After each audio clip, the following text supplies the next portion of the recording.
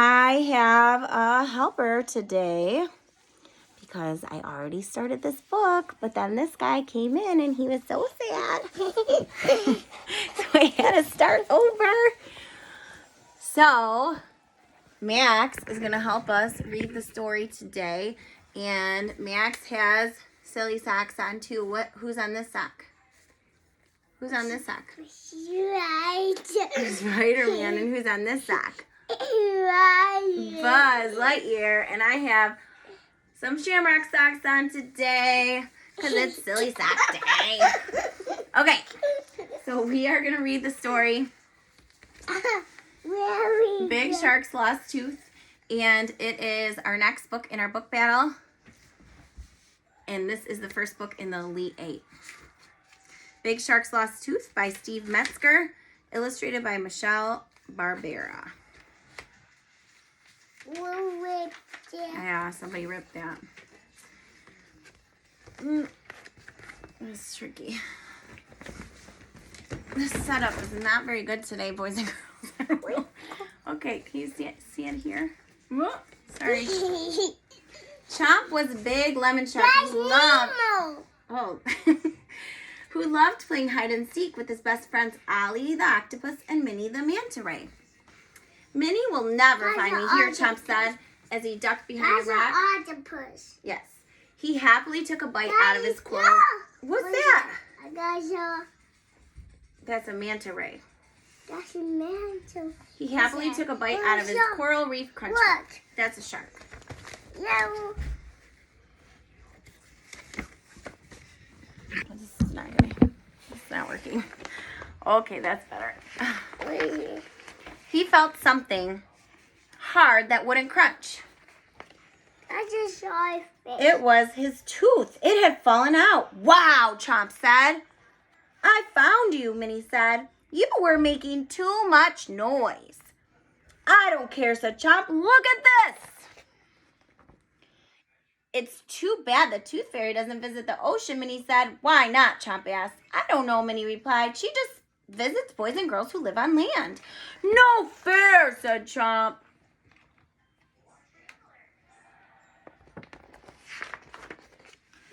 Chomp found his mother working in her garden. It's not fair, Chomp shouted. What's not fair, sweetie? She asked. The Tooth Fairy, can you go down here? The Tooth Fairy, Chomp said, I lost my first tooth. The Tooth Fairy won't visit me. Chomp showed his mother the tooth. It's a beauty, she said. Maybe the Tooth Fairy will come. You never know.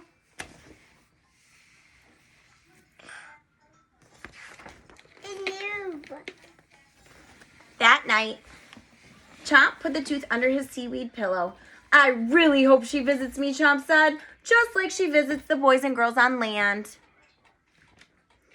Me too, Chomp's mother said, and there's going to be lots more lost teeth. Young lemon sharks like you lose an entire set of teeth every week. Whoa, Nellie, that would be a lot of teeth every week.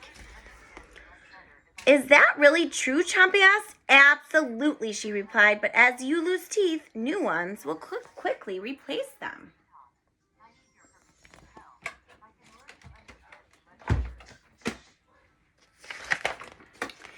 After he fell asleep, Chomp's mother searched the ocean floor. I don't want Chomp to be disappointed, she thought, but I've never heard of the Tooth Fairy coming to the bottom of the ocean. Finally, she found a sand dollar near a sea anemone. I hope he likes this, she said as she replaced Chomp's tooth with the sand dollar. But when his mother accidentally bumped into him, Chomp woke up. You're not the Tooth Fairy, Chomp shouted.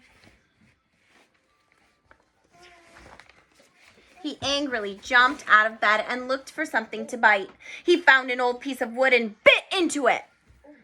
Another tooth fell out and Chomp began to cry.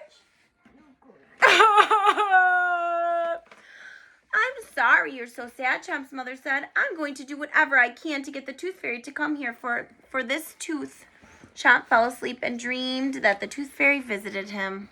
He broke his tooth. Yeah, he broke his tooth right on that piece of wood. bite the wood. That's crazy. Oh no. Oh no.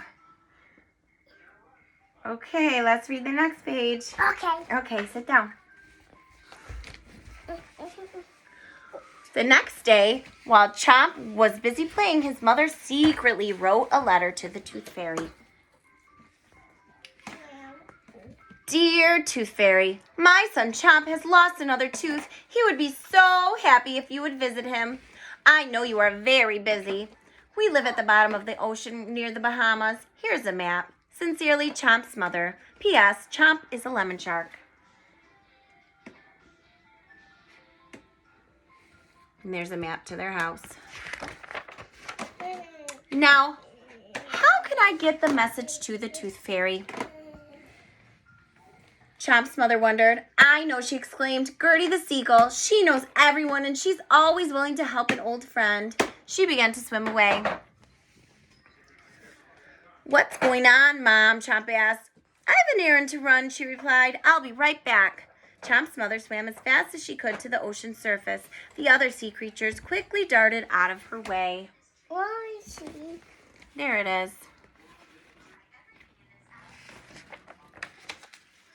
Who's that? There's a eagle. An eagle or a seagull? It's a seagull. Gertie, Gertie! She called out. Oh, don't touch that phone. Don't put that down. Gertie, Gertie, she called out. After a few minutes, Gertie the seagull flew overhead. Mabel, you sharp-toothed rascal. What brings you up here? Gertie asked. Can you please deliver this note to the Tooth Fairy? It's very important. Sure, Gertie replied. Anything for you. And off she went. Gertie flew to the top of Fairy Mountain and into the Tooth Fairy's castle. Mama, what's that? After a busy night of visiting boys and girls all over the world, the Tooth Fairy was still fast asleep. Gertie dropped the note from Chomp's mother next to the Tooth Fairy's pillow and started to fly away. The Tooth Fairy woke with a start. What are you doing here? She called out, Come back. But Gertie was gone. The Tooth Fairy noticed the letter and read it. When she finished, she shouted, A lemon shark! How exciting! The Tooth Fairy grabbed her magic bag and flew out the window. She flew for hours and hours, checking her map along the way. As the sun went down, the Tooth Fairy arrived at the right spot. She dove into the water. What's that? What's that? That's a fish. Racing past colorful jellyfish, playful seahorses, a scary swordfish. That's a swordfish. She found Chomp's mother watching him as he slept. Chomp had already put the tooth under his pillow.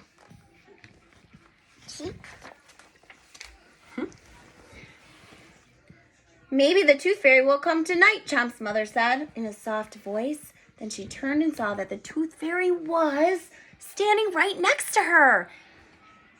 Is it really you? Chomp's mother whispered. Yes, indeed, the Tooth Fairy replied. I just had to come after reading your letter. The Tooth Fairy reached into her bag and replaced Chomp's tooth with her gift. Now I must go, she said. There are so many children I still need to visit. Goodbye, Tooth Fairy, Chomp's mother said. Thank you so much for coming. In an instant, the Tooth Fairy was gone. She's gone. She left.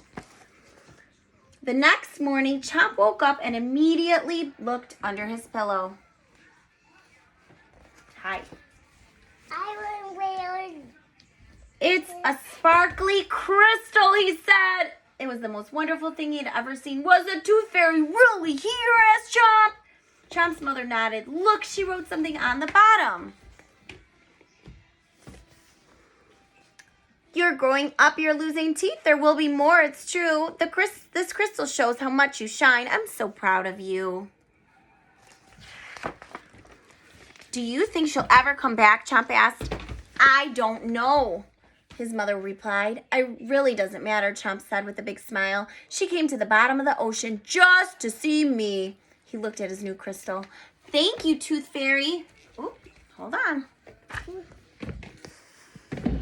Oh, goodness. Oh, next. goodness. Oh, goodness. It's dark. Yes. Oh, sorry, everyone. We can't start over because we just are at the end. Okay. So that was Big Shark's Lost Tooth.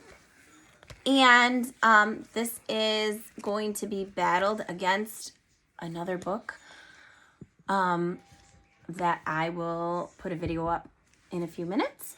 And I just want to say, have you lost any teeth while we've been gone from each other, while we haven't seen each other in the last couple weeks? Have you lost any teeth? It's so special. So if anything like that happens to you, make sure you let me know. Send me a picture. I think Mom, I want to it was Madeline. Oh, I'm not maybe. positive. Mom, wait. Okay, we'll read that next. I think Madeline sent me a picture. If it wasn't Madeline, I'm sorry to whoever it was. But I think she sent me a picture because she lost a tooth, and that is so very exciting when stuff like that happens. And I wish I could put you on the tooth chart. So I want to know that stuff when cool things happen. So I will see you guys later. Thanks for listening. Bye.